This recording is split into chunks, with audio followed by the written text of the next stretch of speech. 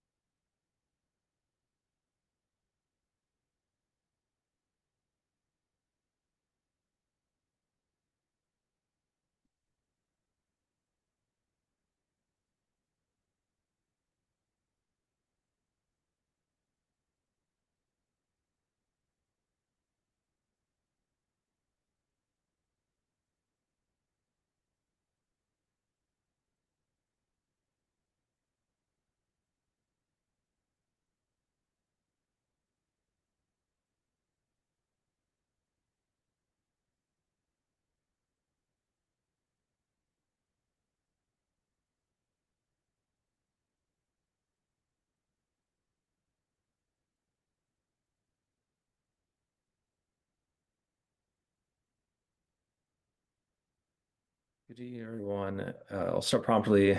We have a few guest speakers here, so I want to be kind of aware of everyone's time. Welcome. This is the June 2025 meeting of ANC 1C. Actually, let me double check we have quorum. I think we do. We have 8 seats, 5 people. That works. Yeah, welcome. This is June 2025, ANC 1C, representing Adams Morgan. Uh, I guess let's call to order and introduction of commissioners are here. I think at least one commissioner said they won't be able to come. We have a new face. We also have one now former commissioner whose seat is vacant, so we can get into that later. But we have a good crowd tonight. Anyone want to start? I guess we always choose some order. I'll start. I'm the lowest number, I guess.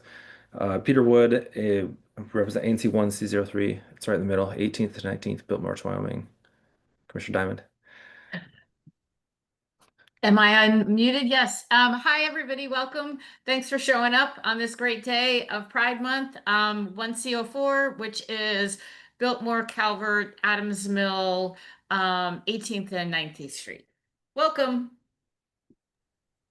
Scuttleson 1C05, which is half of or part of Lanier Heights from the Safeway on Columbia Road down to the rear entrance to the zoo. Commissioner Laughlin. Sorry. Hi. I was gonna send a note to Sean, but he got it. Hi, Linda Laughlin, Commissioner for 1CO6, the eastern side of Adams Morgan on the other half of Lanier Place and Lanier Heights. And I will throw it to who's next on the list, I guess David. Yeah. David Fucillo, 1CO8. I am Calorama to Florida and 16th to Ontario, roughly. And I am new here, so hello, everybody. I'll turn it over to Commissioner Swanson-Palmer. Thanks, David.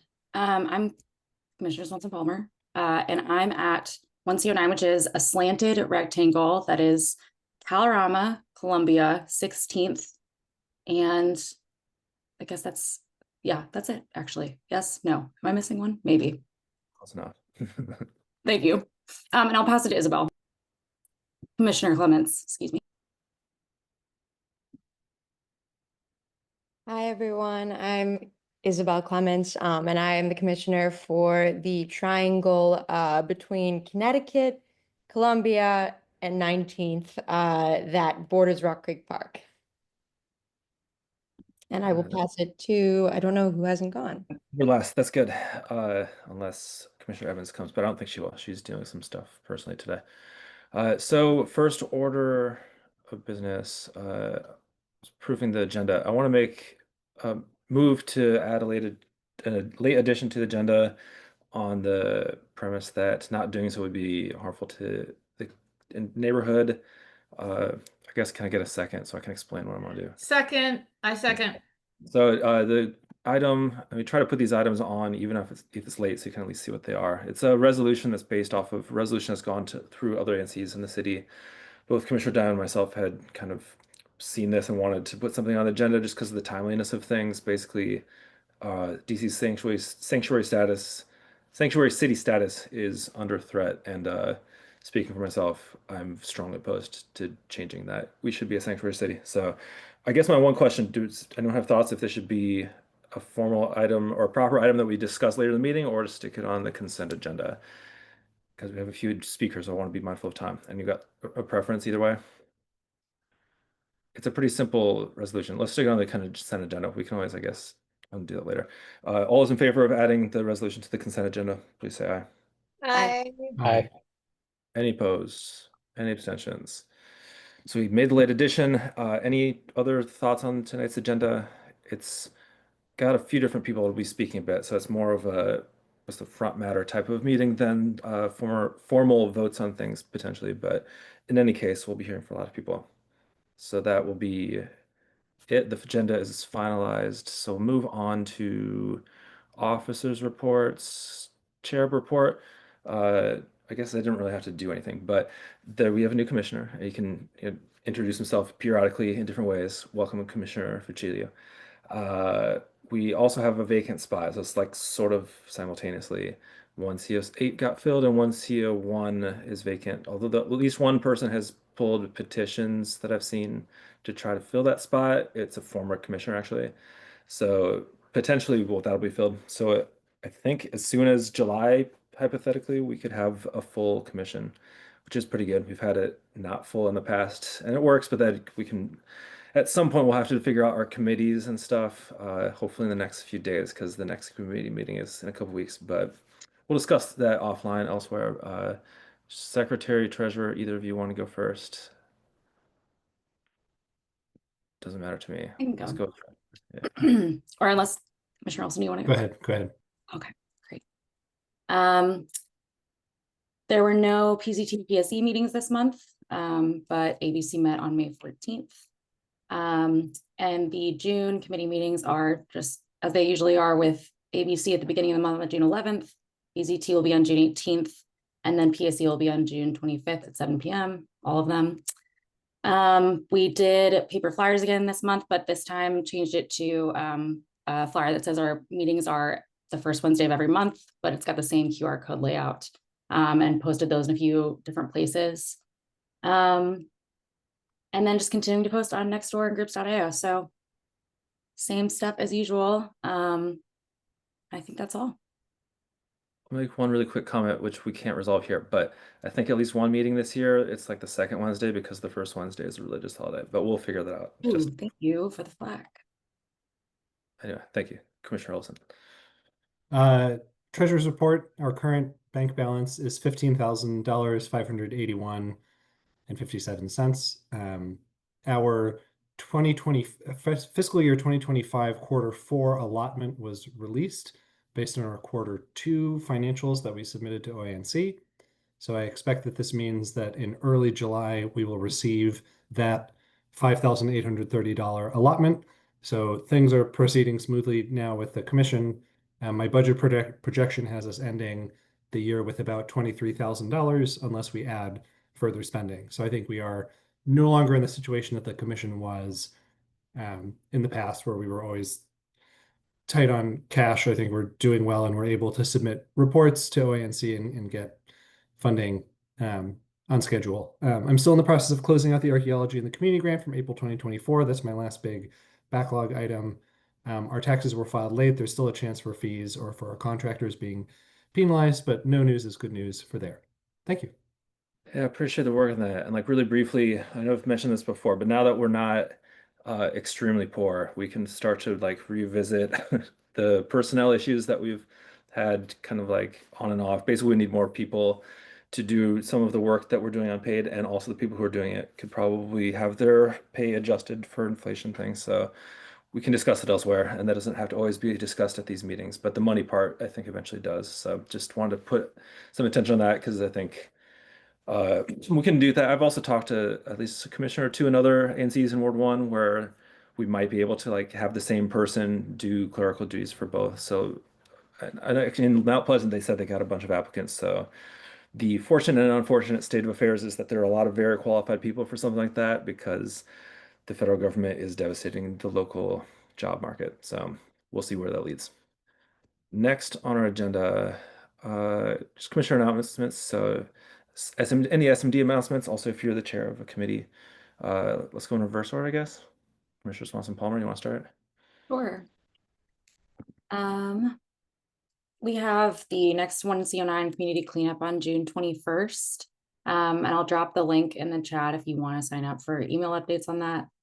And that's been posted in a couple of different places like Nextdoor, groups.io, and sent via email.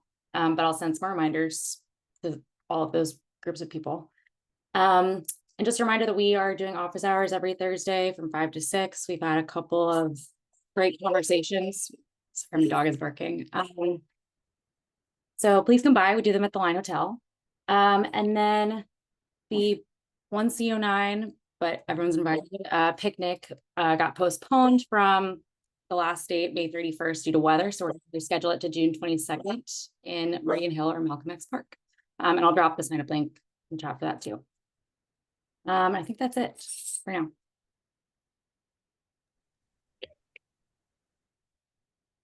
Yeah, so again, this is my first monthly meeting that I'll be attending. I've managed to get to a couple of events, catching up on the email inbox and getting used to going back to Outlook for the first time in a while. Right out of the gate, we've had some issues down at Ontario and Kalorama, where there are two Jubilee housing projects. There's been some issues with the crosswalk there, not the construction trucks blocking it, creating issues. Some folks from Murray Reed have flagged it because of a lot of kids walk through there going to school. It's my understanding that Terrell from Jubilee Housing is going to be joining our meeting in July, and so they'll be talking a little bit about the projects that are ongoing. But we also had somebody from the PTA get hit by a car. Thankfully, it was not it was just a little bump. She's feeling better, but that has allowed us to escalate the situation with Jubilee and push even further on it. I'm actually gonna grab coffee with someone from Jubilee next week just to kind of introduce myself, since those projects are both impacting the neighborhood. So that is the big thing right now for 1CO8. Any questions? Actually, I know we're doing updates. I don't know what the procedure is, but if anybody has any questions about that in particular. That was great. Who's next? 1CO6. Yeah. Hi, one, so as an update, as a personal update for myself, I've injured my knee. So I've been a little bit out of checking email and other things because I'm gonna have to get surgery later, this summer or fall. So I apologize for being behind on things, but I've just been in some pain and just a lot going on. But I'm walking now. I'm walking again. So but yeah, but we thanks, Sean. I just was checking and going through my email, and I know this is something that is very important to the rest of us, but the Department of Health will be doing their rat camp again this year. So I highly recommend for any ANCs who haven't attended that. It is during the day, so it would require probably taking time off of work, but if you have the ability to do that, I highly recommend it. And I think I put the link into the chat correctly. But anybody, it's free to anybody who wants to attend.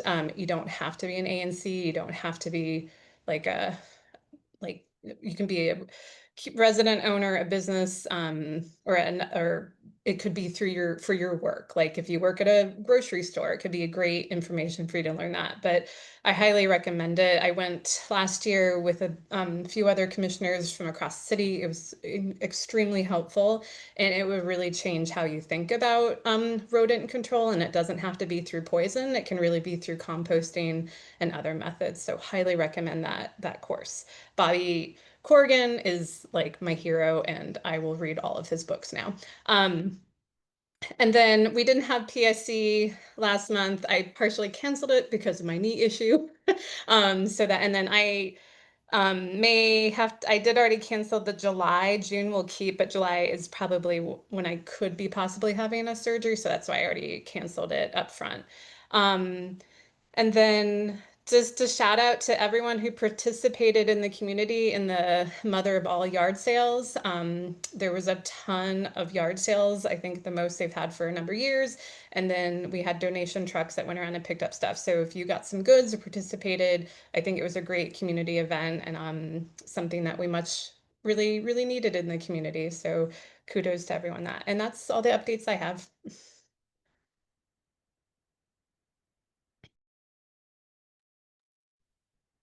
Thank you. Sorry, I lost my notes here. Small fry, I think, for 1C05 this month. Had some discussion with the constituent about the streetery space for Tail Up Goat, the restaurant on Columbia Street that backs onto Lanier Place that will be closing.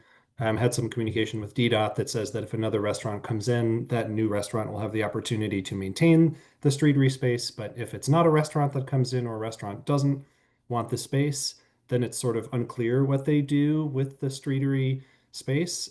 So it seems like a nice opportunity if something does change to turn this into a parklet, to turn this into a capital bike share space, something other than just sort of defaulting to having it turn into one, maybe two parking spaces, something that can give more to the community. Um, I've been thinking about neighborhood character. This is a small little bit of a tangent, but I'm going to keep it to sort of 20 seconds or less.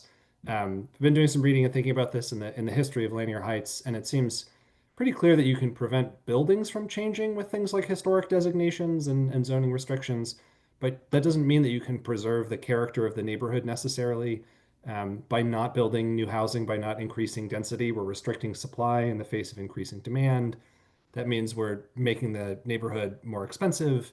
Um, in 1970, you could buy a house in this neighborhood as a blue collar worker. Now, I mean, a row house goes for $1.5 million. I mean, the neighborhood, the character of the neighborhood is changing, um, whether we want to or not.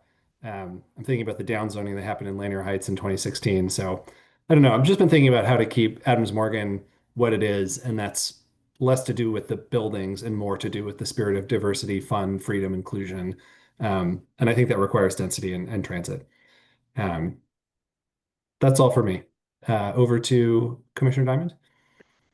Hi everybody. So just a few updates. So there's been just amazing Pride events, decorations, all kinds of stuff in Adams Morgan. So I hope everybody will take advantage of that, support our businesses and support our LGBTQ plus residents and population.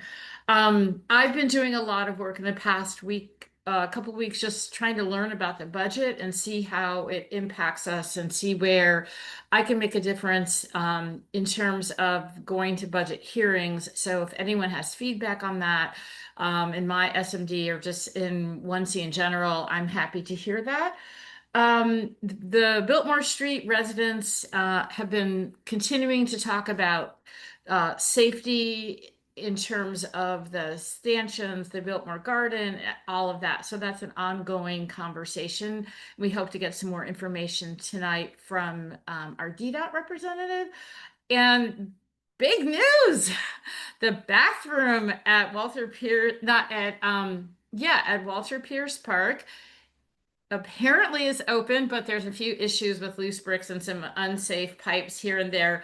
But that's amazing. I'm going to go by and check that out, and hopefully everybody else will too. So that's my report. And you'll hear from me later about the changes to the bus system.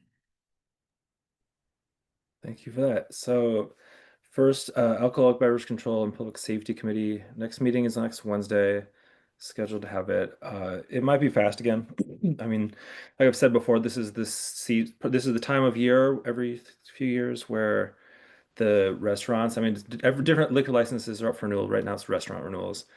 I haven't really had to take any action, but just have them on agendas, either depending on the timing of the application, have it on a regular agenda or on the committee agenda, just in case anyone from the public has comments that they want to raise with us. Might try to get MPD and to come and speak. Sometimes they're available, sometimes they're not. I've tried to get the police department on, or excuse me, the fire department on before, but they're usually strapped for time. So I think we got them once in the last 4.5 years. So I wouldn't expect them to come. But in any case, we'll be meeting ANC 1CO3, the SMD I represent. I mean, there's always lots of stuff going on. The main stuff, waiting for DPR to say how they're going to spend $2 million to mitigate future erosion in Calamari Park. I think that they're just going through the process of getting the proposals to try to find a contractor to try to kind of advance things. Some stuff that's actually not in, but just adjacent to 103, the Taft Bridge project to make it safer. There's a meeting, I think, at some point in recent, like the last 2 days. They do these monthly updates. They're expecting to start construction in July, and that's going to take about 12 months. So they'll like be periodically shutting down parts of sidewalk on one side and switching to the other side. So there'll be some rerouted pedestrian traffic as they start fixing that bridge up. With World Pride, there's an event that's going to be on Roy Reed's Plaza on Friday afternoon with a local artist, Monica Jahanbos. She'll be there doing some of her saris and an interactive thing. Recommend going. She has really good pieces. And then also 1CO1 is technically, there's this little park that's a park. It's called Caroline Llorente Memorial Park in front of 7-Eleven. A lot of neighbors have been, it's immediately adjacent to 1CO2 and 1CO3. A lot of neighbors have been working on getting that beautified. That's what we voted last month for a resolution to try to get DDOT to change that. Just because there's no one representing it right now. Just want to say, haven't heard back if they're going to switch it from DDOT to DPR, but there's, I think, interest in beautifying it. So we'll hopefully see that go in a good direction because plants need water and there's no water. So trying to resolve that. And that leads us to Commissioner Clements. Hi, everyone. That's exciting to hear about the park across from 7-Eleven. What's it called? Officially, it's called Caroline Llorente Memorial Park. She was a former Adams Morgan resident. I've heard some neighbors refer to it as Slurpee Park informally. Well, if there's anything I can do on that, I would love to support because I've gotten a lot of actually input about that from residents. As for just my district in this past month, a resident did reach out to notify me about an armed robbery that occurred on Colorama Road on May 11th. Thankfully, the victim wasn't harmed, and NPD responded quickly, but I wanted to just share this for everyone's awareness. And separately, the Valley Vista Condo Association, which is the building I live in, has submitted a zoning request to add a loading berth at the rear of the building, which should be accessible via the alley. And I'm currently reviewing the proposal and will weigh in accordingly and take any next steps. If anyone is curious about input there, let me know. Yeah. All right, thank you. Thank you, everybody. I guess we can move on to the next item. We have a few speakers. First speaker, our Councilmember Brandon Doe, representing Ward 1, is here to give us what I imagine will be mixed optimism and pessimism about the current budget situation. Maybe not. To give us a legislative update from the council. Welcome, Councilmember. How are you doing? Hi, everyone. It is so nice to start and end my day with some of you who I was at breakfast with this morning at the DC Environmental Network. Yes, that's right. You know who you are.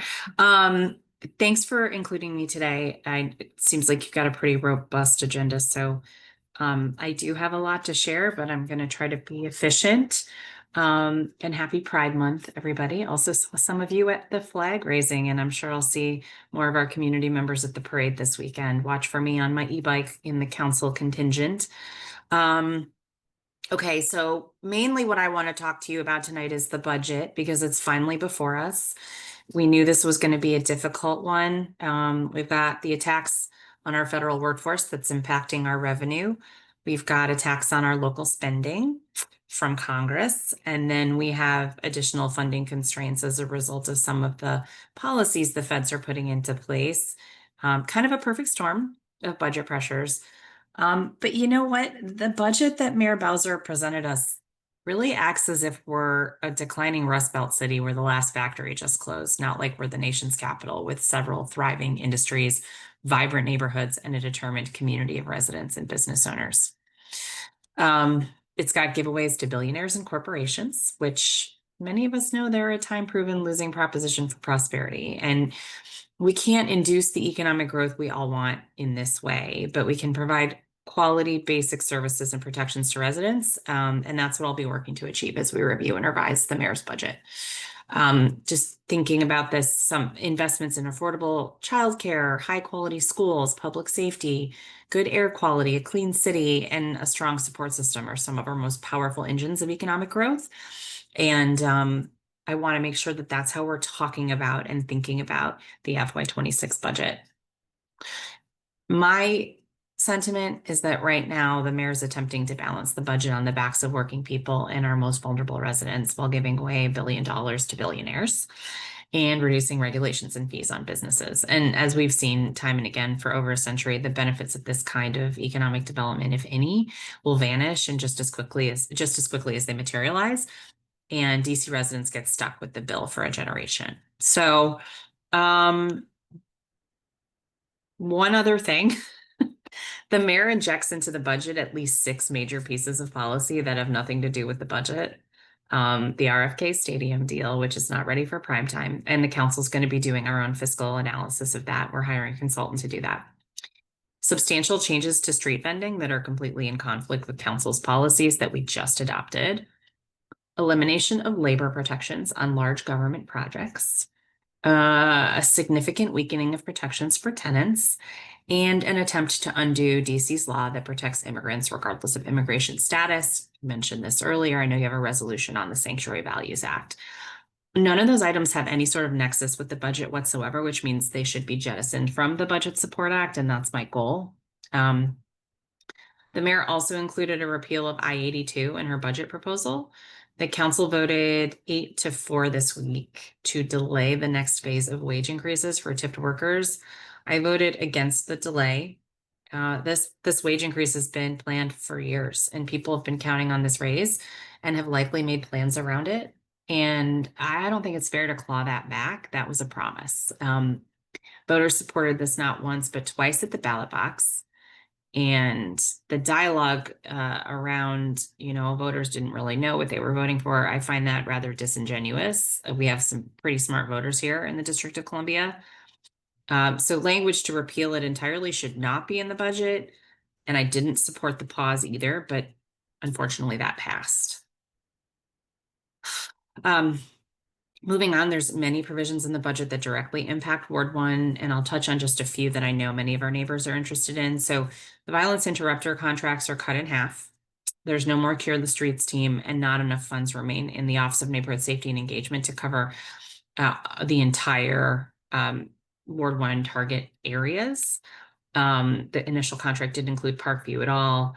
And in the one's budget oversight hearing this week, I brought some tough questions.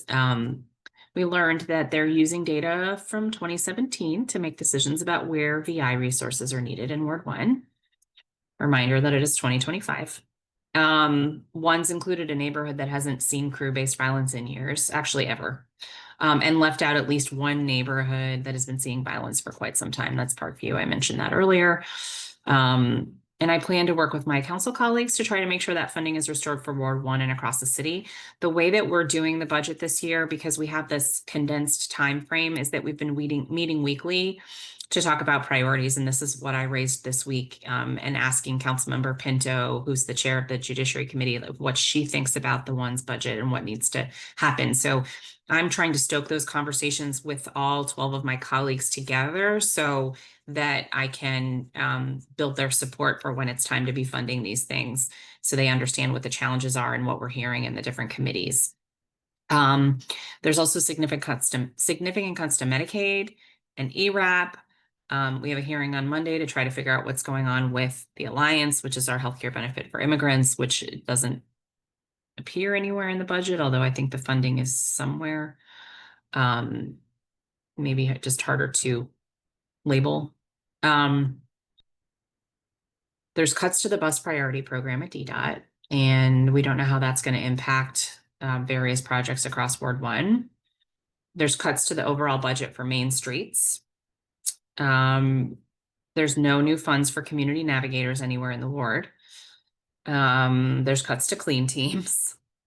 And there is some good news, and good news for Adams Morgan in particular. So good news is there's still funds for many park projects coming to the area: Parkview Rec Center, Casey Lewis, Hobart Twins Park. There's funds for housing projects like Bruce Monroe and Park Morton, and in ANC 1C, the Safe Commercial Corridors program, which the Adams Morgan bid utilizes for the Safety Ambassadors program and that I've helped fund over the years, was actually funded by the mayor. So we've got a lot of work to do. And one of the things that I'm going to be leading on with a few other colleagues is taking a comprehensive look at who, how, and what we are taxing here in the district. The mayor increases taxes in her budget, but not in a way that's very strategic or equitable. I've always tried to lead with common sense tax reforms that meet the needs of residents and small businesses, with everyone paying their fair share, especially our wealthiest residents. And that's not what this does by any stretch of the imagination. It's more about, giveaways and tax incentives that have been proven not to work, that we've already cut in the past. So it's our turn now. We've got the budget. We are doing hearings until June 17th now. There's like 3 or 4 every day at this point because we're really cramming them all in. Got the superintendent's of education's hearing is going on right now, and that's where I'll be going next. All the hearing dates and times are published on the council website. It's dccouncil.gov/hearings, and you can search by committee or date or however you want to. And then quickly, just a few things beyond the budget. The Council Committee on Housing, which I am now once again a member of, held a hearing on May 28th on several housing bills, including 2 on TOPA, the Tenant Opportunity to Purchase Act, one from the mayor, which would severely limit TOPA's use, and another from me, which would streamline the process and retain protections for tenants. You have a number of buildings going through TOPA right now in ANC 1C, one of which is actually creating a co-op, which we hadn't seen for a very long time, and now we've got 3 coming up in Ward 1. TOPA has saved tens of thousands of units of affordable housing over the years, and the way the mayor's proposing to reform it would actually create severe inequities. People in low-income housing would no longer have TOPA rights, and I'm not talking about public housing. I'm talking about housing that's available to anyone. And, that means that they would not be able to come to the table and negotiate for their own economic opportunity. My bill would expedite transaction timelines, create consequences for bad actors who slow down or mislead the process or mislead tenants, give tenants earlier access to information about their rights and options, and connect them to tenant support organizations. And it's largely based on recommendations from a council-funded study by the Coalition for Nonprofit Housing and Economic Development. And I'm not going to vote to approve a bill that places conditions on tenants' rights to participate in the sale of their home, regardless of whether they live in buildings with affordability covenants or higher rents, or ones that exempt newly built or renovated buildings for 25 years. Those are non-starters for me. So this bill, the mayor's bill, not my bill, the mayor's bill, is actually in the Budget Support Act, and I'll be fighting to have it removed so that it can go through council's regular legislative process as is appropriate. And Councilmember White says he wants to move these bills before recess, but I do think that's ambitious. I don't know if that will ultimately happen with the way the budget schedule worked out, because we are going straight through to August 1st to vote on the budget rather than recessing July 15th with a budget vote like 2 weeks ago that didn't get to take place. Another piece of legislation that we had the first vote on yesterday, the vacant to vibrant legislation. Everyone in Adams Morgan knows there's a long vacant building on Ontario that could be literally anything else in the housing world. And it's just been sitting there with the owner that doesn't care and doesn't want to develop it. This legislation gives us more tools. So we know a long vacant or blighted property is a thorn in the side of what might otherwise be a thriving block neighborhood. There are more than 2,800 vacant properties and 340 blighted properties in the District of Columbia right now. So the bill that we passed gives the district more tools to bring those buildings back into use and to combat and remedy the systemic issues that lead to such properties being vacant and blighted in the first place. If you want to read more It's all up on DC Limbs, and you can take a look at where it all ended up. The committee report is very interesting if you're curious about those types of things. I think I'm gonna wind down here and cut out some of my policy updates and just note some community stuff. My team is working with Commissioner Wood and a neighbor to activate the Triangle Park near the 7-Eleven by doing some plantings. You guys talked about that earlier. We have a new constituent services specialist that joined our team this week, Eliza Roche Robinson, who will serve the constituent services needs of ANC 1C. So please reach out to her with any issues we can assist with. And my next brand on your block office hours will be at Patango Gelato on Columbia Road, Monday, June 16th from 6 to 8 p.m., which is the night before my DPW hearing. So everyone be kind because I will need my sleep. But that's it. And I welcome questions if it pleases the chair. Thanks for all that. I know you're staying busy, so it's a lot to go over. I have a question. Anyone else have anything before I go? So last night, the mayor had a budget kind of discussion with mostly ANC commissioners, I think representatives from neighborhood commission, neighborhood organizations around the city. I think that the only council member she named was you when someone asked. So it was a commissioner from Cleveland Heights, but they're asking about investments to complement, pardon me, investments to complement all the attention going to kind of getting downtown going again. They asked, what about the main streets, et cetera, in neighborhoods that don't necessarily have a bid or areas that aren't doing as well? And in response to Columbia Heights and kind of to Ward 1, she said, the reason it's not happening there is because Brianna Doe's bill to have street vendors be able to sell things is ruining things, and we need to change that. I just want to get an opportunity for response. Thanks for letting me know. So, actually, I have some really exciting stuff going on that I want to tell you about. But with the street vending, you probably know that we used to have vibrant street vending community in Adams Morgan. They kind of got pushed out for various reasons, and now almost everybody has ended up in Columbia Heights. And so with legislation a couple years ago, I established the Columbia Heights vending zone as the pilot, like the first one to be established. And the Department of Licensing and Consumer Protection still hasn't implemented it. They hired a vending zone manager and then fired them after things were running really smoothly. So the vending zone manager, think of it like almost like a farmer's market manager, although like a bigger one than Adams Morgan, where you have like a whole bunch of vendors. They are out on the street every day, making sure everybody's standing in the right place, making sure everybody's, in this case, getting licensed because the licensing processes was new. And the plan was also to get up like some matching tents and to create some placemaking and identity. And as all of that was starting to get underway, DLCP canceled the contract. And I had essentially begged that contractor to take it because nobody wanted to do it because it's challenging and hard and difficult. And so DLCP did another RFP and nobody bid on it, which was shocking to no one except for them. So in the meantime, Beloved Community Incubator has been trying to fill in with helping vendors get licensed, but there's nobody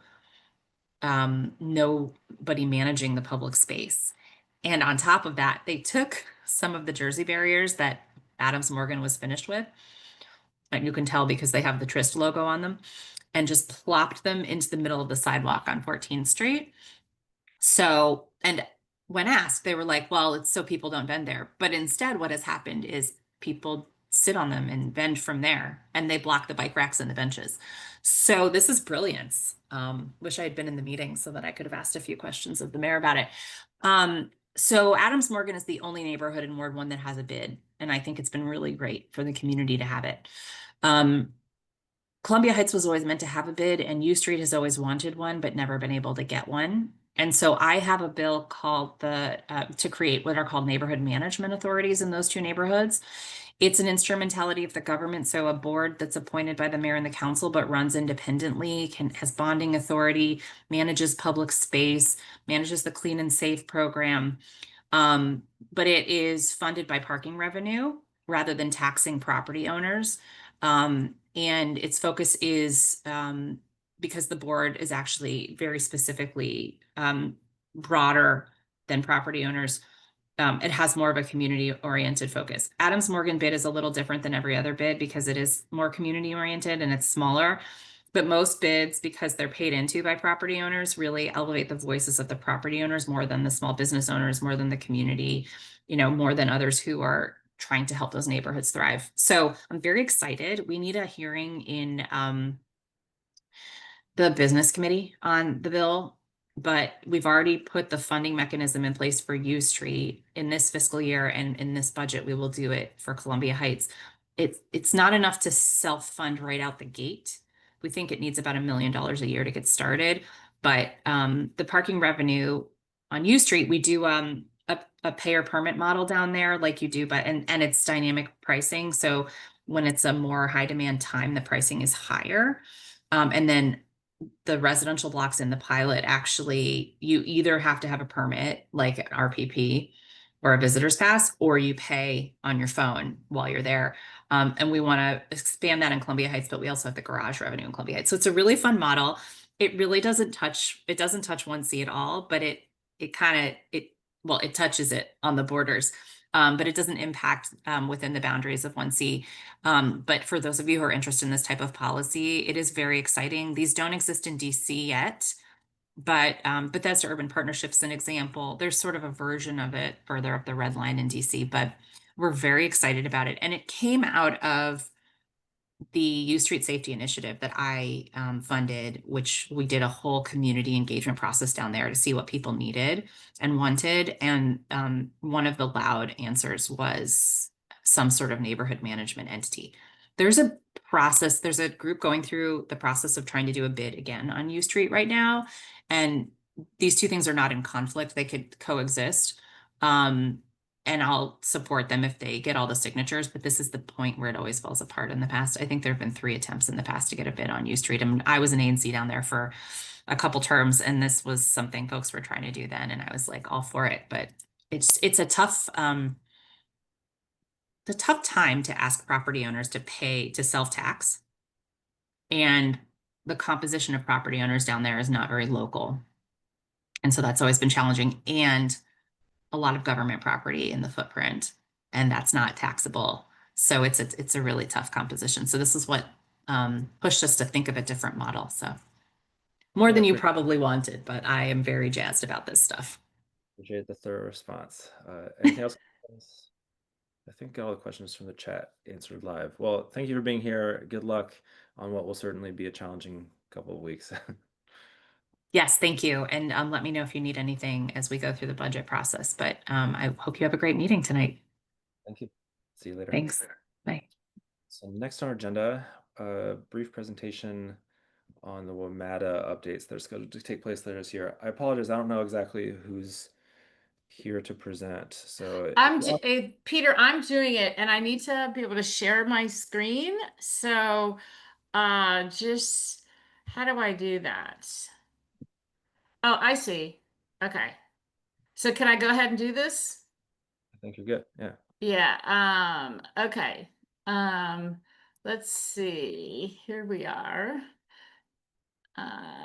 Okay. So I went to a meeting that was sponsored by WMATA on the Better Bus Network redesign, and I have a slide. They sent everybody like 25 slides, and I've cut it down to what I thought was just the minimum because there are many resources online, but I thought people would want to know what's happening. So Better Bus is Metro's major initiative to revitalize the bus lines. And essentially, our bus priority project on Columbia Road sort of feeds into it. So all over the city, certain bus stops have been removed, and the bus routes have been changed with the idea that the buses will run more efficiently all over the city. And this is the first overhaul of the network since 1973, with the idea being that the city has grown and changed a lot. And the bus the way the buses have been don't necessarily take people to where they want to go because the centers of commerce and entertainment have changed. Like now we have the Wharf and Nats Park and all of that. So everything is changing on June 29th. So the best thing to do is to go on the WMATA website and put in, if you're a bus rider, your current bus route, and then it will show you what your new bus route is. So a lot of people that I have spoken to have felt like nobody is happy about the redo, but I think just like the bike lanes, we have to give it a chance and see how it works. Many routes are similar with a few changes, and the biggest change I think for Adams Morgan is the loss of the L2 coming into our neighborhood. So the fare is the same, the student rate is the same. In terms of sharing feedback, information is on your screen. Where can you learn more? At WMATA.com. In terms of if you use a third-party app to find out where to go, those may not be updated yet with the new routes. So basically, if you take the bus right now, you should start seeing these redesigned indicators of the bus stop. So the blue is currently what the bus stop is, and then the red is what it is turning into. This happens on June 29th. Every single bus route, it has a new name. If you look on the new designation, so the red, all of the buses begin either with a letter. So D is for downtown. Those are the buses that go into the center. If it's a C, those are the crosstown buses. If it's like P, that's for Prince George's County. So that is hopefully to help people navigate a little bit better. The M routes are from Montgomery County, the A routes for Arlington and Alexandria, and F is for Fairfax and Falls Church.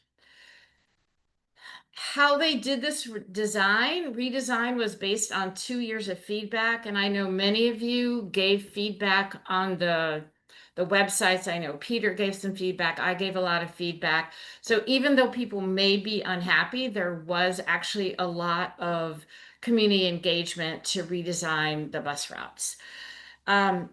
So where can you find materials on planning your trip? I would definitely encourage everybody to go to WMATA.com and find your route. There it is. If you want to jot that down on how to learn about your new route. There will also be some engagement by WMATA folks. So in Adams Morgan in the morning, basically at various bus stops, I'm going to be the week before the bus route changes, I'm going to be in the mornings talking to folks that are standing at the L2 bus stops just to make sure everybody knows that that route is changing. Some of the amazing things about the new bus routes is the connections that you see on the screen, the C11, the C37, the C55. So those are great updates. So far, there is no plan at this point to bring back the circulator. So I know there are some ongoing discussions about that. So this is information on social media. If you want to follow WMATA, give them some props or some concerns or complaints, that's how you do it. The slides were prepared by Ann Chisholm, who's the government relations officer.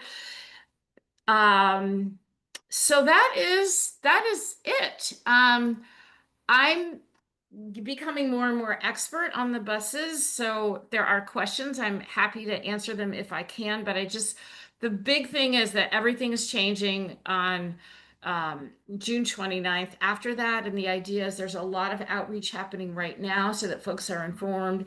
And then since many people, there are transient population like college students who are away for the summer and come back, there will be some more targeted outreach in September to catch the folks who have already left by the time they change in July. Thank you for doing all that. That was a lot of great information. Commissioners, any questions? I have one quick question. I mean, I'm glad you were able to attend the ANC event that they had a few weeks ago. I wasn't able to go. I think we've raised this before this like term last year. There's like a website, or on the website there's a page that's like go to your neighborhood and see what there is, and they have an extensive list of neighborhoods.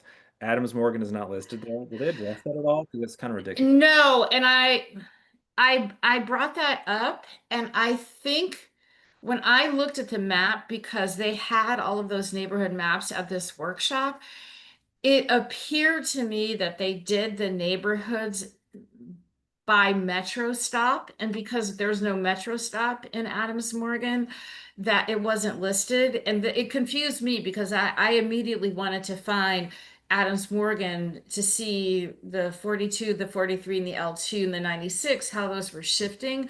So if you're looking at the neighborhood map, look at the Woodley Park map, and that encompasses all of the Adams Morgan routes. But no, they have not changed those maps.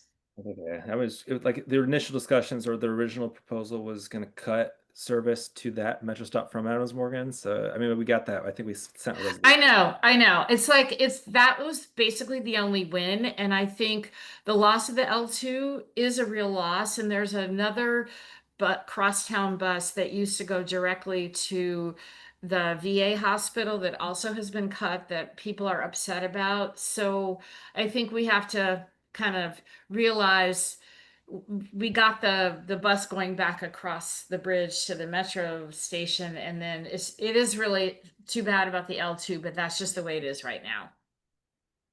All right, appreciate that again. I guess we'll move to the next item, just so we have another guest here. So presenting from DOEE, I believe Richard Jackson is going to share some thoughts on the proposed budget from the environmental perspective. So welcome, Richard. If you can raise your hand, that'd be helpful. If not, we'll find you. I think there's two Richards. I'm assuming it's the one that says DOE, unless you're on two devices.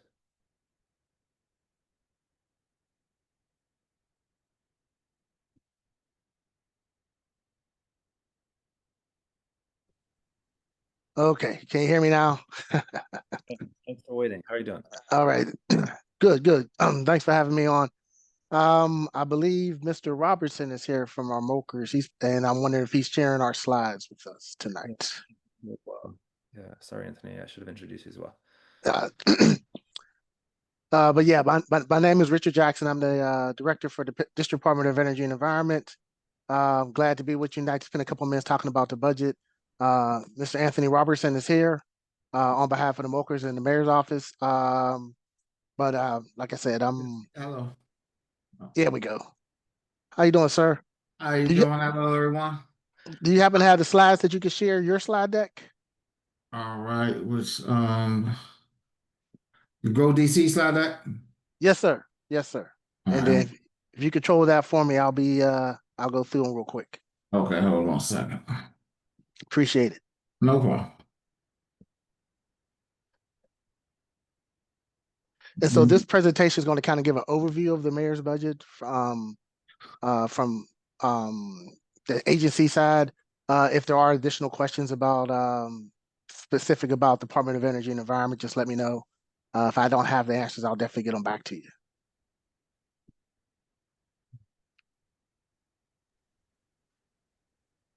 Y'all be patient.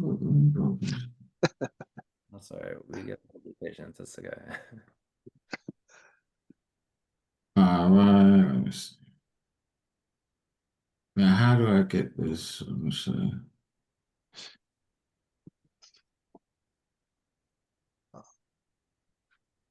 Okay, I have it. Now I need to be able to share my screen. It should be a button on the bottom that says share screen. Let's see, chat, participants chat. It's Q&A. green. It's like a green box that says share. All right, I see it. Let me see.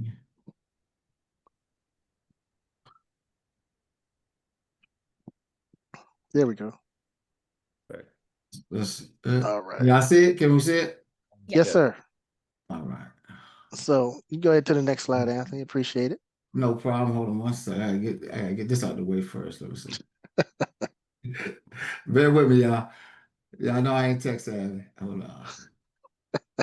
All right. Now there we go. Okay. We got it.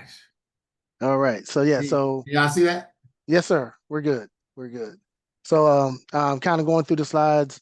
The first one was kind of talking about where we're at, what we've accomplished in 2024, and some of the opportunities that we had with this budget submission by the mayor. This is the 28th straight consecutive balanced budget that's been submitted to the DC Council. Um, in terms of some of the things that were accomplished in FY24 and still occurring, we've lowered the rate of violent crime in the lowest rate of violent crime in the last 3 years.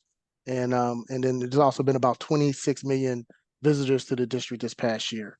And I'm not a big reader of slides, so everybody can read. I hope you can see them. They're large enough, but I'm just kind of giving an overview. And if you have questions, just let me know about those slides. So next slide, Anthony. Next one, there's one in there about the growth. Sorry. Let me see that. Did you say the next one? Yes, sir. Close the gap. I'm sorry, go one more. Should be put us where we need to be at. Yes, right here.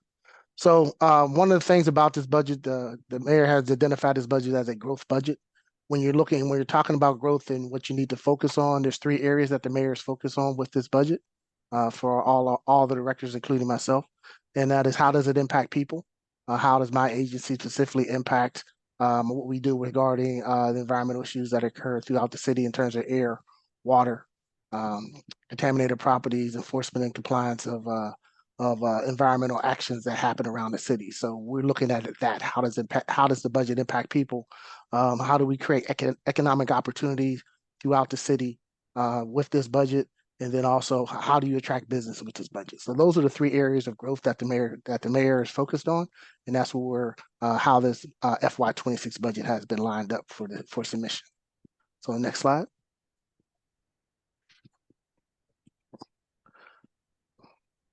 So one of the ways that when you're doing the growth agenda, one of the things that you're looking for is how do you cut red tape and stimulate business activity. So one of the areas that they're looking at doing is focusing on downtown, of course, but also reforming some of the zoning procedures to allow for a more streamlined process. I know we're also looking at with DOE and sister agencies looking at streamlining processes with regard to permitting. Can we be more efficient at it? How can we do those things? So that's one of the ways of looking at how red tape is being, knowing that there is some red tape, knowing that processes can be better, be more efficient. That's one of the areas that we're also working and focusing on, is how can we cut that down and make the process more seamless. Also, regarding the agenda, if you're looking at the other slide, number 11, we're talking about lean in on sports and entertainment. The mayor is focused a lot on that's areas of growth that she sees the city being able to take advantage of. And so there is a focus on that with regards to looking at sports, Capital One Arena. Of course, the RFK campus is another area that is being looked at and how that can work. And then also looking at investing and bringing new technologies into the city and making the city more of a technological incubator for a lot of cutting edge businesses and those kind of things. So that's another area. Next slide. Again, as I already stated, there's a lot of support for doing downtown. So they're hosting activation events at Capital One Arena, looking to rebuild around the Gallery Place Cultural District and the Chinatown Renewal Initiative. I'm sorry. These are some of the areas that the mayor is working on in terms of this budget, so that we can help stimulate that growth in those areas and continue to increase, enhance the growth in the district. The other slide that's beside that, of course, is the operating budget overview, and that kind of shows how the budget is broken down by different categories throughout for her overall budget for FY26. Go to the next. Next slide, yes, sir. The first slide that you see on your left is the capital budget, which shows an additional breakdown and where a lot of the capital dollars are being invested at over the course of this budget cycle. But what I want to also touch base on is the investment that is being made in schools in FY26. In FY26, approximately $2.8 billion will be invested in DC and DC public charter schools. That's an increase of about $123 million over the current budget for FY25.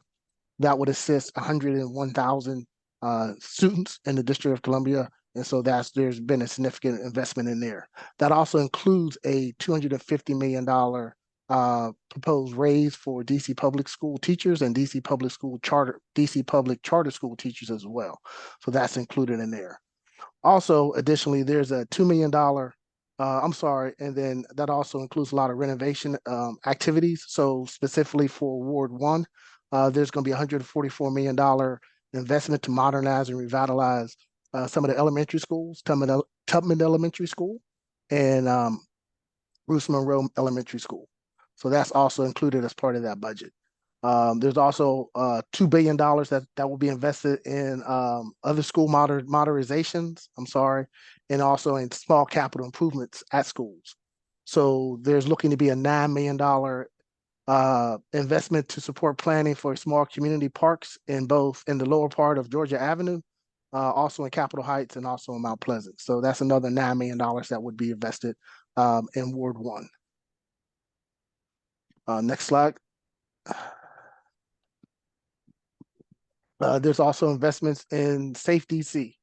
Safe DC investment essentially is $30 million increase in the Metropolitan Police Department's budget to hire more officers, create a new horse-mounted unit, and also to purchase newer crime-fighting technologies that could be used throughout the city. There's also $2 million being invested in the Safe Commercial Corridor grants. So that's another area where funds will be allocated with the FY26 budget. And then there'll also be a $1.3 million investment in raising the salaries of 911 and 311 call takers, an area that needs those investments in order to continue on the improved path that it's had over the last few years. The slide over a little bit to the other slide, invested in Clean City and Clean DC. One of the things there is the mayor is investing, or the budget has invested approximately $4.6 million to support the Clean Corridors program that the mayor has. That would affect approximately 80 FTEs or staff team members that we have at DPW. So that's a $4.6 million investment. There's also a $2.3 million investment to expand the composting program to about 12,000 homes in the district. So we're happy about that, since we do a lot with residents regarding the composting program itself. So having that $2.3 million expansion will be is being well received by community members.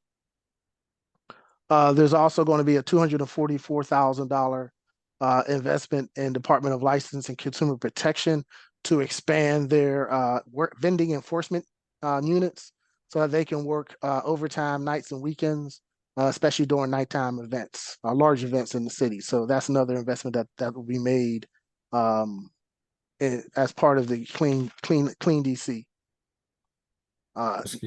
Yes, sir. No, Susan. I'm just trying to get it back to right. Okay. Yeah. Next slide. You're good. Okay. Yes. And so investment in housing and economic development. The mayor has managed to get back to $100 million, to putting back to $100 million in the Housing Production Trust Fund. So she's gotten that back to where it was in FY26 in her proposal. And that's exciting news to hear.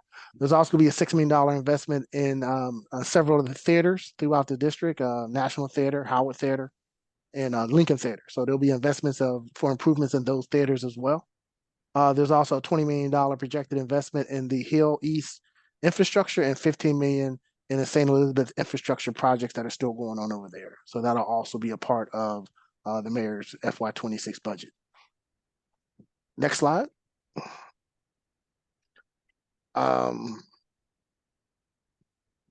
Next slide. I'm sorry. Yeah, we could talk a little about transportation and investment. So there are investments in those areas. I stated on the slide, I don't have the information specifically, but as you can see, these are some of the investments that are being made in transportation in those areas. Some of the things that's being there is $400 million to maintain street sidewalks and alleyways. 109 million dollars citywide investments to improve pedestrian and bicycle safety, including making temporary safety installations permanent and installing new safety infrastructure near schools. DOE is also working closely with DDOT to how we can enhance a lot of the bike share stations and is there a better way to improve them? We've done a couple of pilots. We're hoping to expand upon those pilots in 26 regarding how can we hopefully bring charging as an option at the bike share stations themselves, so that it's not just for the bikes, but you can, have a portable little charging ability. So looking at some battery technologies, working with DDOT, how we can make that work. That's another thing we feel. Battery storage is another area that we can definitely grow in, and we feel now is a good time to start moving that technology out into the community. So we're working closely with DDOT and some other arenas and some other sister agencies to see how we can better deploy battery technology.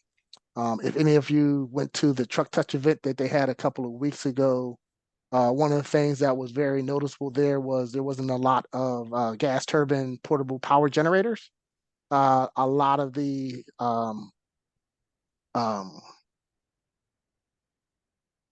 like the bag, a lot of the what they're called, the events for the kids that they were the bouncy ball things, The the late night hype. yeah, the EV race. A lot of those events were charged by the electric vehicles. So district vehicles were used to actually power the tents and blowers and those kind of things, eliminated the use of gas powered generators. So that was a first. And we hope to continue that and actually get better. So we're definitely trying to lean in on battery technology to help make events, if they're being performed, more cleaner, more healthier by doing that versus having gas powered devices. So I think there's one more slide. Yeah, so this is just showing if there is questions about the budget itself, you can go to budget.dc.gov, and that kind of has the whole list of the budget that you can look at. I think Commissioner Nadeau, Councilmember Nadeau said hearings are going on constantly. DOE has his hearing on this Friday from 12 to 5, I believe. But then that's the government portion, and they split, and the public hearing will be Friday, June 13th. Would be the public part of the hearing. I know there was a breakfast this morning for DCEN that people said that they attended. And then we had a stakeholder meeting just this afternoon to talk through specifically about DOE's budget with stakeholders, environmental stakeholders, for about an hour and a half from 1 to 2:30. And so that was very insightful conversation.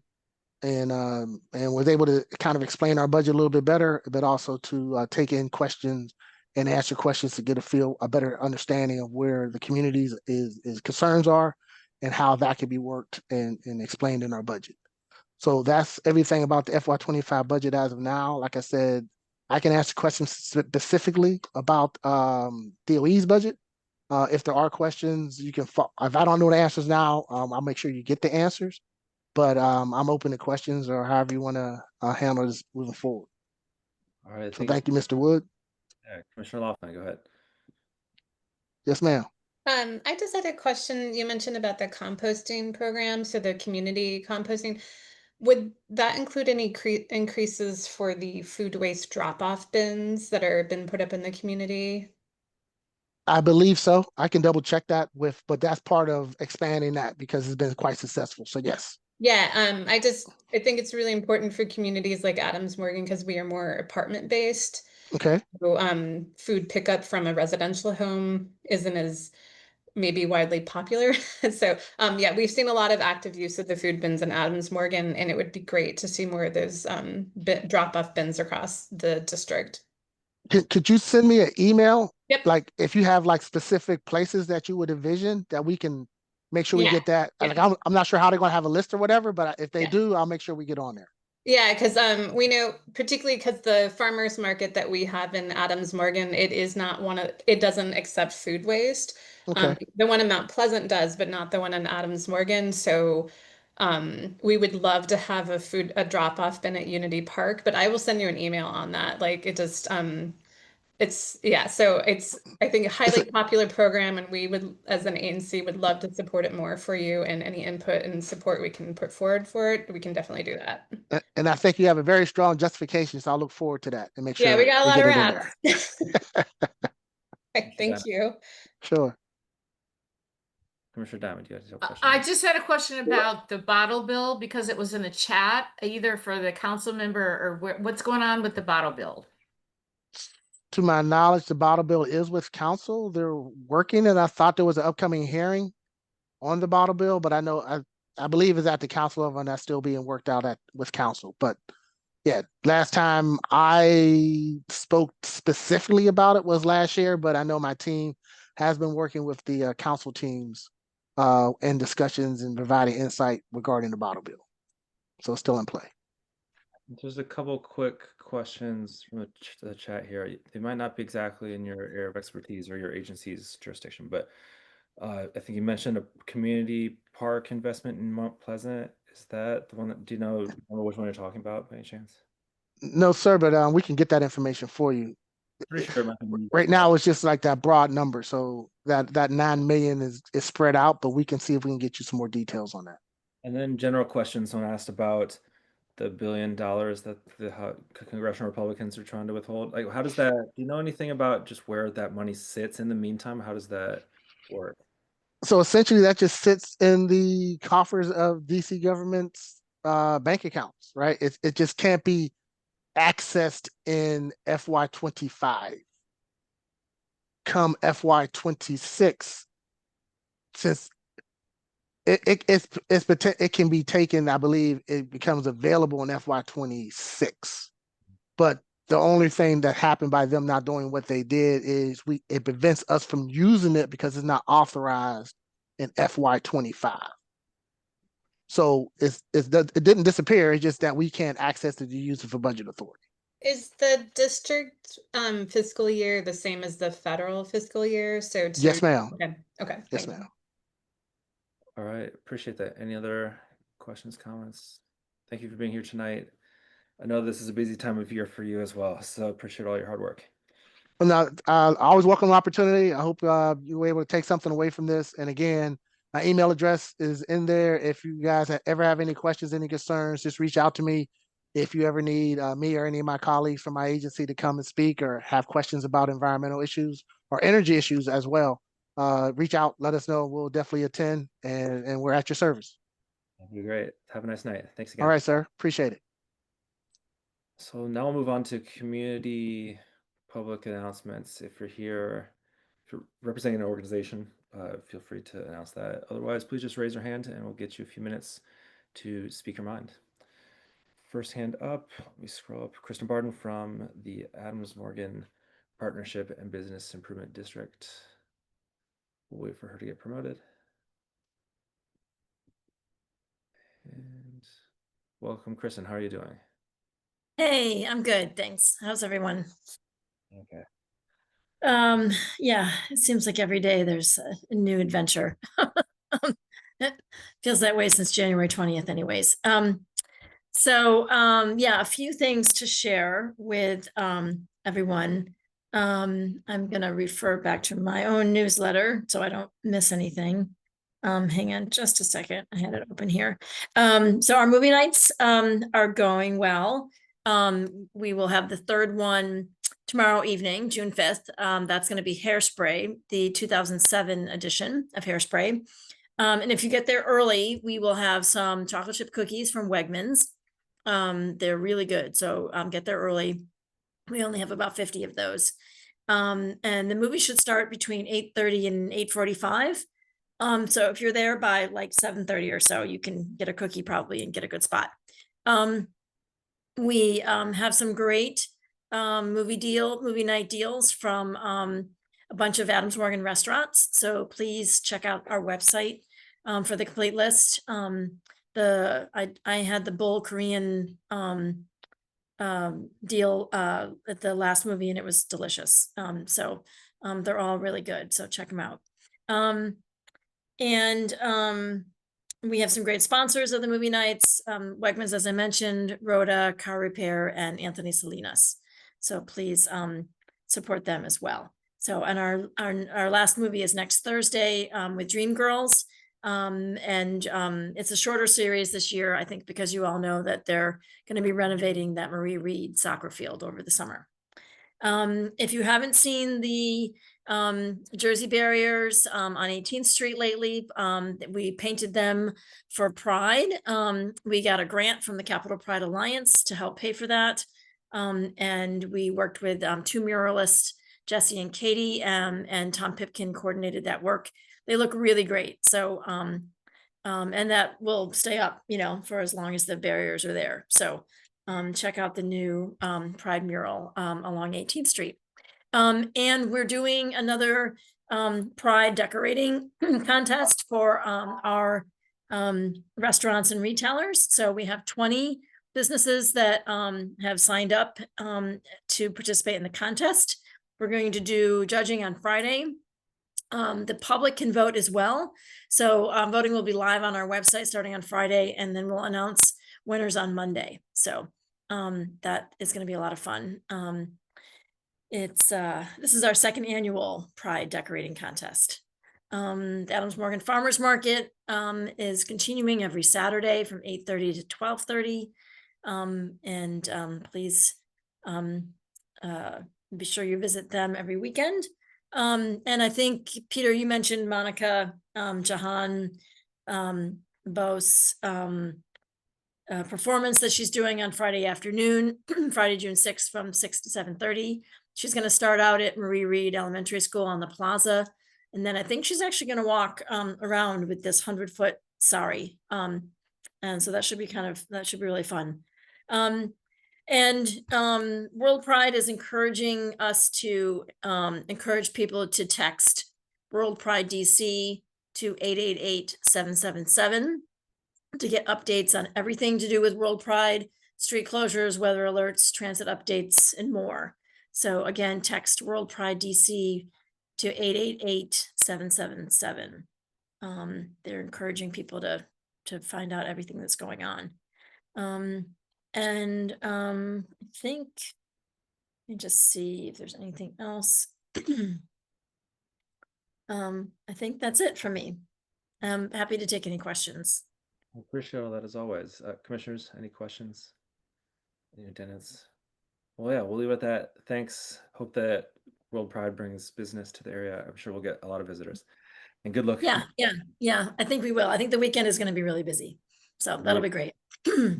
Yeah. All right. Thanks, everyone. All right. Unless there's any other hands, it looks like there's one. Sammy Nesbitt.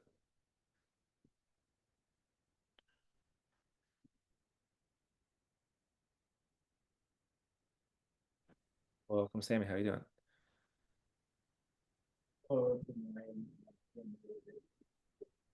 Our audio is not the greatest quality right now. If there's a way to change it, that'd be helpful.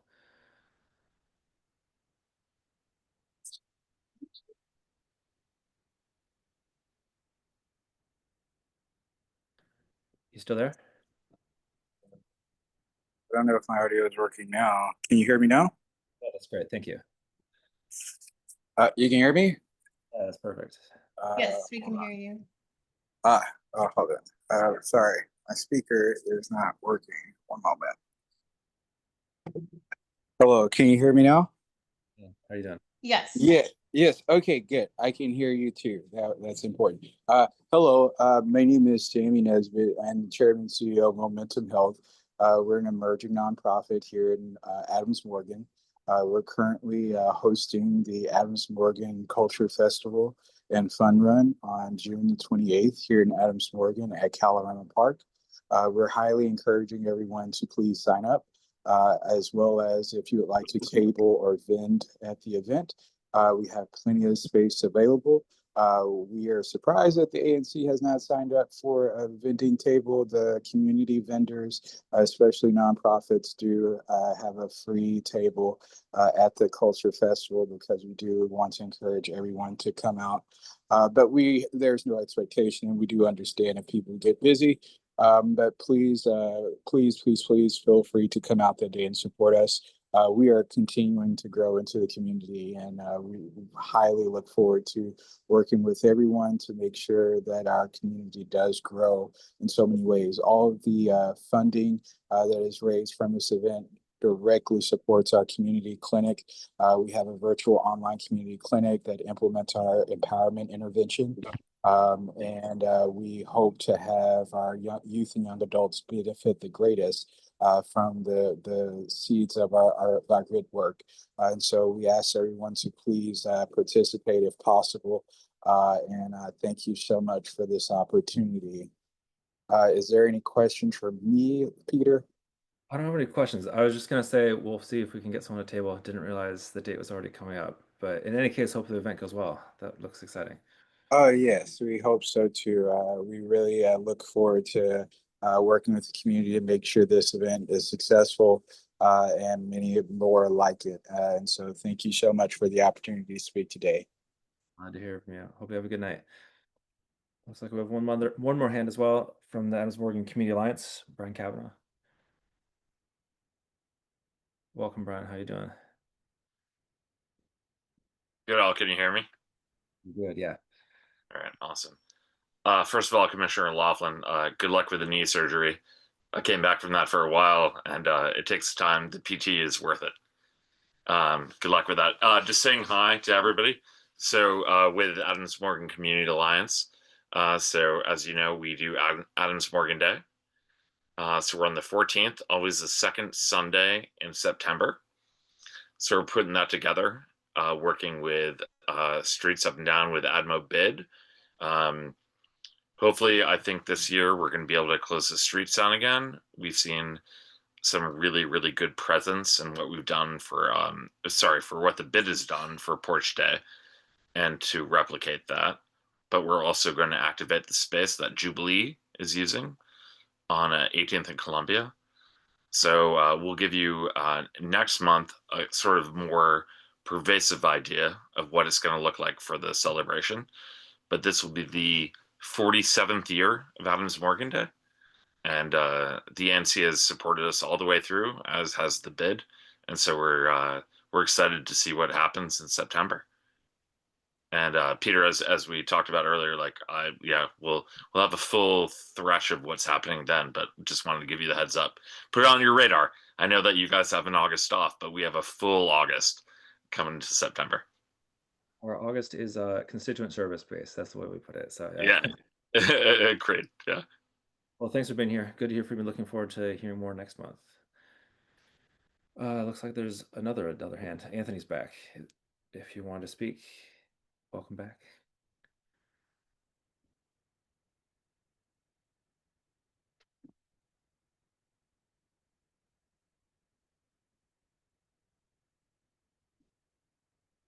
How are you doing, Anthony? All right, can you hear me? I'm good. Thank y'all for having me, and thank everyone for coming out. We came out yesterday to the mayor's ANC briefing of the budget. I just wanted to touch on a few things. Just letting the community know I'm Anthony Robertson. I'm the Ward 1 manager for the Mayor's Office of Community Services. I'm your MOCR. If you don't know what your MOCR is the person that you call to escalate any issues that you're having problems with. Also, we work closely with the ANC commissioners as well. for any issues that needs to be resolved, whether it's trash, whether it's graffiti, whatever it may be. It could be just getting in touch with the agencies. And one of the things that I like to just make sure I reiterate is the importance of 311 and making sure that you have that app, and also the DC DC, what is DC Alert DC, making sure that y'all have those two things. Alert DC lets you know what's happening in real time if you plan on going out, even if you're not. You're gonna be in the house, just to know what's going on around you and throughout the city. 301 app is something that if you see something, you're able to have your receipt, and you're able to say that, hey, look, I reported this on Tuesday the 3rd, and this hasn't been done, and it's the 15th, and be able to escalate it with the receipt in hand.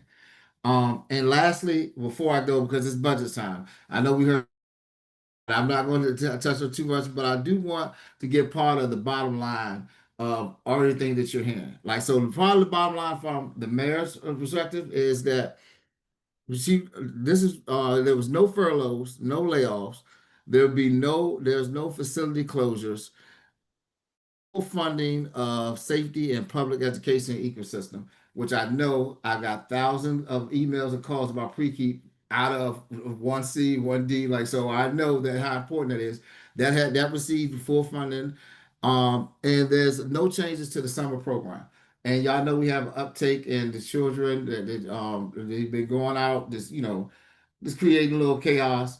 And it's important for them to actually have something constructive to do, and that we need to be able to give them something to have something constructive to do. This is part of just making sure that we're engaged with them and giving them options.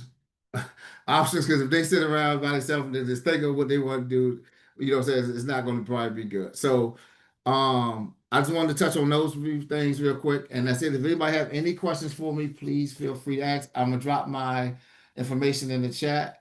And as always, thank you. I appreciate you as well. I know you work very hard, so it's always nice to hear from you. We're good. And You froze. I think we're good. All right. So we'll move on to the rest of our agenda. Thanks to everyone that spoke up tonight. First, consent agenda. Anyone got issues with the consent agenda? All right, consent agenda passes unanimously. So we have a couple of items. One, we've had on past agendas that we have someone from DDOT that's going to address some lingering questions that we've had about a specific intersection in Asborn. So I think, Tyler, I'm guessing it's you. If not, I apologize, but we're about to promote you. If it's supposed to be someone else, please raise your hand.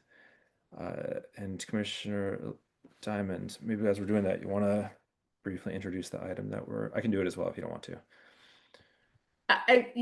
Something is weird with my internet. I just got kicked off Zoom, but I'm back. So I'm gonna let Catherine take over, because she and I have been working together to kind of get somebody here from DDOT, and I've compiled a list of questions that came from constituents and stakeholders in the Biltmore Street Garden.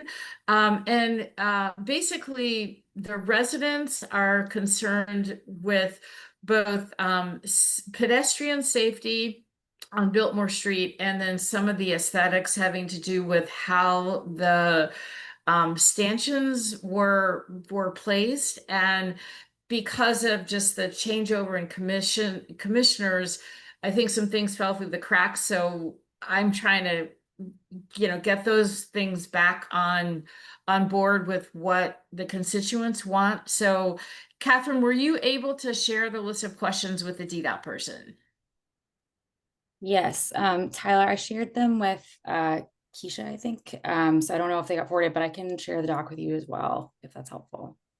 I have the document, and my apologies for Keisha not being able to attend. She had a last-minute meeting to attend with the Ward 6 and Ward 7 council members, so I am backfilling.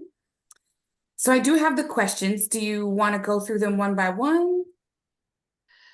Yeah, if that's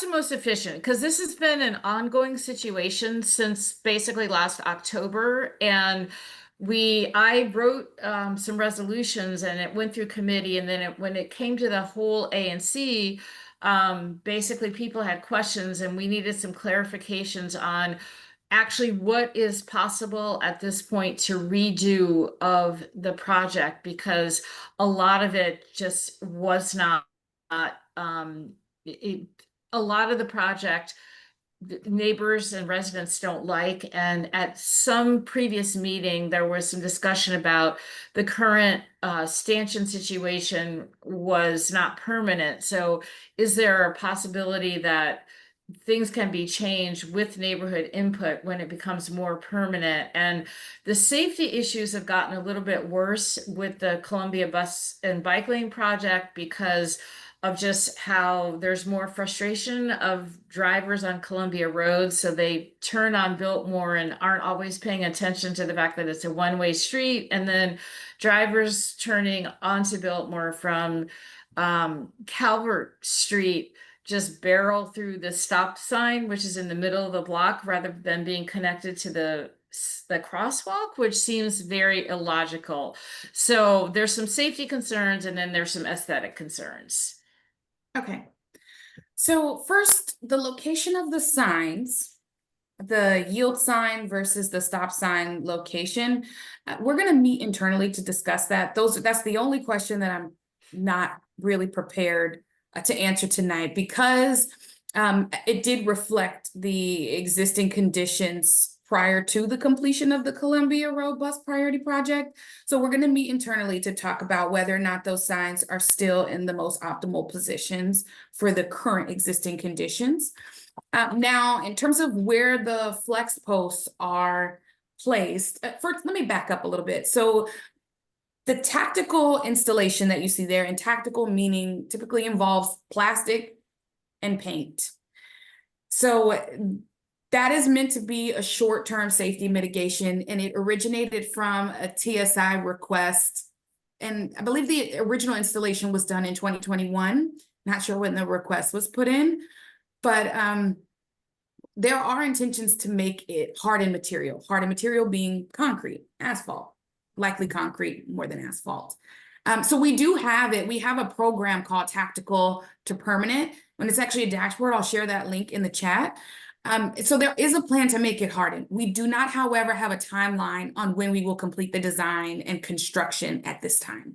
We're going through the budget. We're taking a look at what our allocations are and figuring out how much can each program manage for the upcoming fiscal year and fiscal years out. We don't have shortages in that area at all. So we still expect to be able to complete the work that we have on our list. We're just trying to figure out what's going to go first, what will be pushed to later years.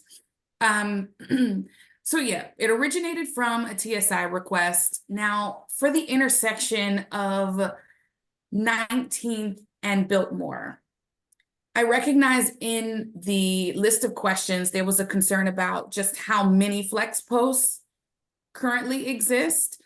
So that area, especially that's in between, that's really at 19th and Biltmore, is considered a T intersection.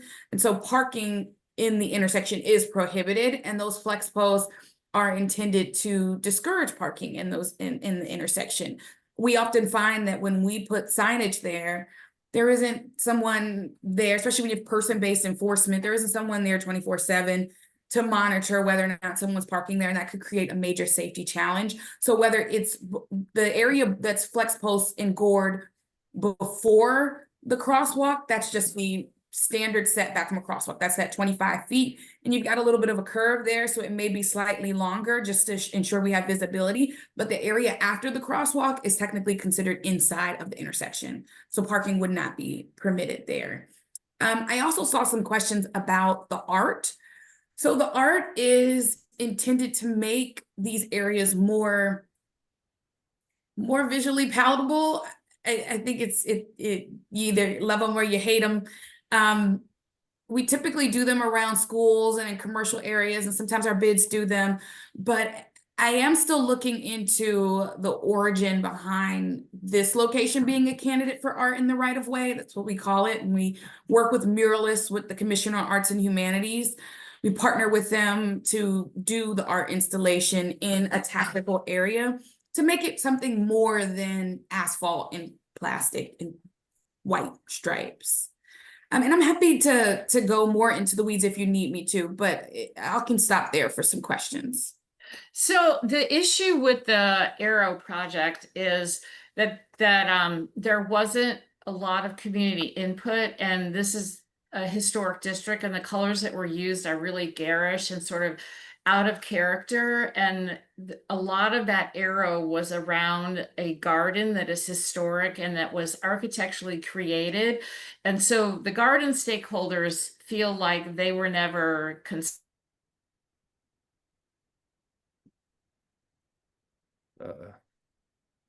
Did it just pause for me? Yeah, she's having internet issues. Unless she comes back, she can jump back in. I'll finish her thought. I think she was saying that there's a lot of members that people live nearby that work on the community garden right there that I think essentially just would like to be able to work with an artist to get painting. We lost you for a bit, Commissioner. Can you restart? Yeah. So there are some issues. And we lost her again. So yeah, I mean, I guess that I'll just ask that, and she can come back and interrupt if need be. But is there opportunity for the art to be maybe redone with the community members, excuse me, to have input on what it looks like? Because they seem very insistent on being a part of that. I can check. I can confirm that. Yes. Sorry about that. No problem.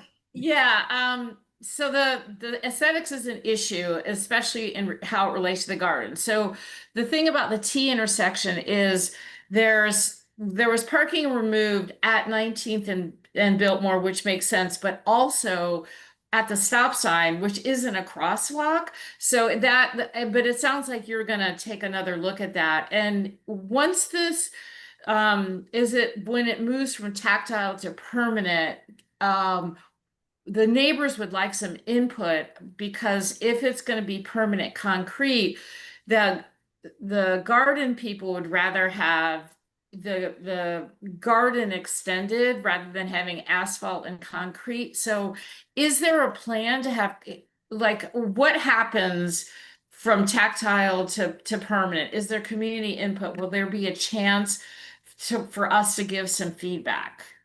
So typically there would be an NOI that happens because it's not a significant change in traffic pattern. We're just hardening what's existing, that it would go through the standard NOI process. However, we have a work order for the tactile to permanent. I can add a note in the work order that the garden community would like to be engaged on the hardening, particularly of the triangle garden area, and that be a soft surface that can be planted.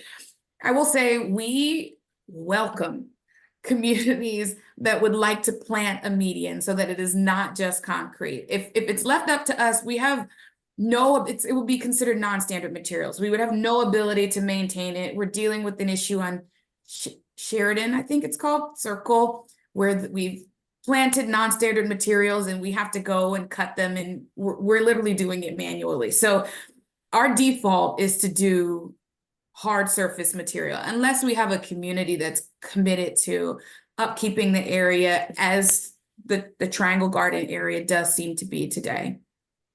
And then what about the issue of speed bumps? Because there's a lot of people that come into Biltmore Street from both 19th and 20th, and they don't realize it's one way. Is there, and if traffic and safety mitigation is the issue, I think neighbors would prefer like speed bumps. So is that a possibility? Like, how does that work? And can we get better signage? I actually saw a government official turn the wrong way on Biltmore and go the wrong way, and that's a real safety issue. So what can be done about that?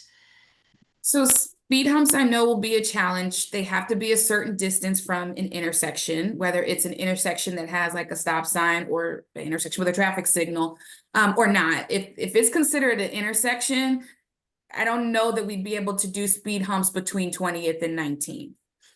However, what I do think is fair, the pedestrian signs that are currently at the crosswalk, you may be able to put do not enter signs on the back of them. Now, I recognize that at 20th Street, 20th and Biltmore, there are do not enter signs.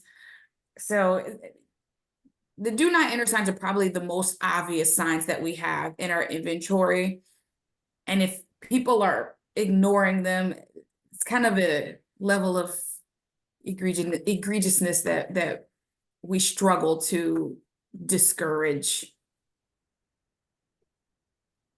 But we can take a look at the crosswalk, at putting do not enter signs on the back of those existing pedestrian signs on both sides. Okay, and I don't want to take up much more time in this meeting. So can I contact you by email so you and I can talk sort of and not spend everyone else's time? Would that be okay? Yes, absolutely. Okay, perfect. Thank you. And I'll get your information from Commissioner Swanson Palmer. Okay, I'll put it in the chat as well. Okay. Yeah, thank you, Commissioner. Thank you, Tyler. It was really helpful, and I think helped resolve a lot of doubts that have been kind of swirling around for a while. And then I'll just kind of second that, like, if there is a way to get the concrete turned into extended garden, the garden's really well cared for.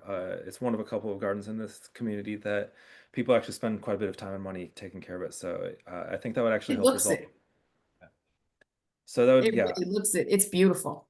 It's nice. I'm glad that people have the ability and resources to take care of it, and they do a good job, and would probably help kind of resolve this conflict among some residents that are unhappy with the design. That'd be cool. Any other questions, comments, commissioners? Well, I appreciate you for being here, Tyler. That, like I said, was really helpful. And Commissioner Diamond will be in touch. Thank you. Yeah, thank you. All right, so I guess we just have one more item on tonight's agenda. If we can, everyone's ready to move ahead.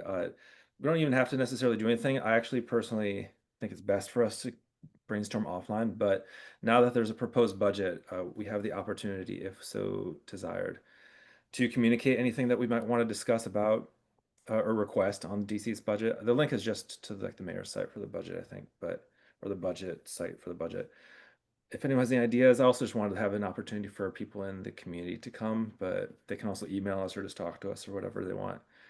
Anyone have any thoughts on how we might go forward? Like, there's no obligation for us to do anything, but in the past, ANC 1C has sent a letter or two saying, hey, we want you to spend money on this stuff, or we could focus on revenue, or both. I mean, it's a particularly difficult year, but if anyone has thoughts tonight, commissioners or attendees, this would be a good time to share them. Otherwise, we can, over the coming weeks, probably aiming for the July meeting would be our only opportunity really to get something to happen. But sometimes, like, making especially targeted small asks, we've been able to get those before, saying, hey, this is a specific park, a specific intersection, et cetera, that we'd like some of the budget to be allocated for.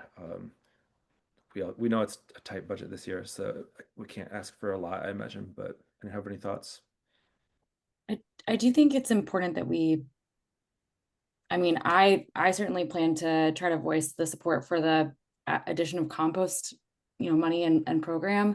I think there's still time for things to be cut. So it's important for us to voice, what's in it that does work for us that we do want to see. I know that's not a specific thing to our, I guess it is specific to our community. We really, would like to see more of that happening. So not a specific park or anything else, but I do think that's important. That's a good idea. And I can, or one of us, we can create a document that we can kind of just like brainstorm things and, bring together what we're hearing from constituents. And that would probably be the most efficient way forward, unless anyone has some other idea. But I think that's in the past been helpful, and we can kind of craft something together and then decide if we want to have it. I mean, it could go through a committee. I would say it's probably best for us to just avoid committees and just draft something and try to get something together by July. And if it seems like it's going to be hard, we don't have to do anything. But there's definitely things that I think are relevant. It doesn't have to be much more than an introductory paragraph that I'm happy to write, and then a couple bullet points, honestly, or more if we choose to do so, but it doesn't have to be too demanding, I don't think, in terms of the writing. Plus, there's past templates I can find that should be on our website, but I don't think I've uploaded them yet from past years when we sent a letter, so we can even look at those as guides, because that can help lighten the workload as well. Any other thoughts, commissioners, attendees? All right, well, I don't have any motion to make on that. Anyone have any last thoughts for tonight's evening? Appreciate everyone being here. Hope that everyone has a good World Pride. Hope that everyone has a safe month, and looking forward to the rest of the committee meetings this month. Have a good evening. Adjourned.